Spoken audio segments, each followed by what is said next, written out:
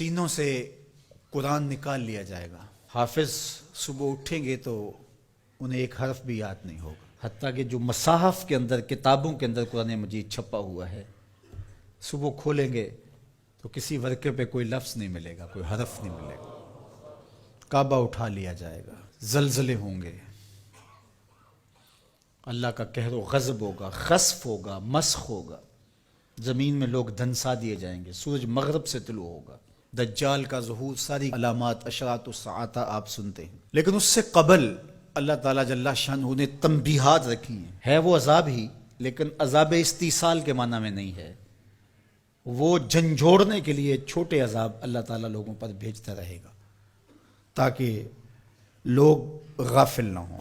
ارشاد فرمایا قل هو القادر علی ان یبعث علیکم عذابا من فوقکم. اے حبیب آپ فرما دیجئے اللہ اس بات پہ قادر ہے کہ وہ تمہارے اوپر سے عذاب بھیجے. آسمان سے پتھر اتریں، آسمان سے اللہ کے عذاب نازل ہوں، کڑکتی بجلیاں اور کڑک ان کو آلے، جس تمازی میں ہوا. وہ اس بات پہ اب بھی قادر ہے. جب یہاں تک آیت نازل ہوئی تو حضور نے کہا اعوذ بوجہک، اللہ تیری پناہ چاہتا ہوں. پھر اس کے بعد یہ کلمات نازل ہوئے او من تحت ارجلکم، یا تمہارے نیچے سے وہ عذاب پیدا کر دے، زلزلے آئیں، طوفان آئیں اور تم مٹا دیے جاؤ. حضور نے پھر عرض کی اعوذ بوجہک. تیسری بات او یلبسکم شیئا ویذیق بعضکم باس بعض، یا تمہیں گروہوں میں تقسیم کر دے اور تم ایک دوسرے کی سختی کو سہو، برداشت کرو، ایک دوسرے کی تکلیف تمہیں پہنچے. تو حضور نے فرمایا ھذہ اہون یا ھذا ایسر، یہ آسان ہے. تو تین طرح کے عذاب ہیں جو اس آیت کریمہ میں ذکر کیے گئے.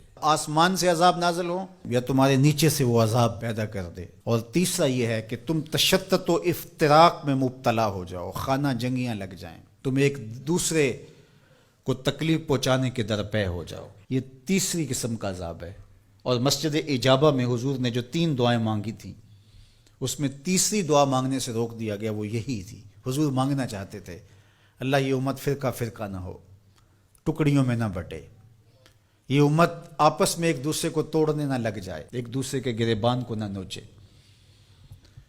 لیکن حضور کو منع کر دیا گیا کہ یہ ہوگا جب بدکاریاں ہوں گی، جب گناہ ہوں گے تو اللہ جل شانہ اس کے بدلے میں ان پر جو چھوٹا عذاب مسلط کرے گا، جو ان بڑے عذابوں کے مقابلے میں چھوٹا ہے. علماء نے لکھا ہے، الزواجر میں بحث کی ہے صاحب زواجر نے کہ جو گناہ کو صغیرہ یا کبیرہ کہا جاتا ہے وہ بڑے کی نسبت سے صغیرہ کہا جاتا ہے.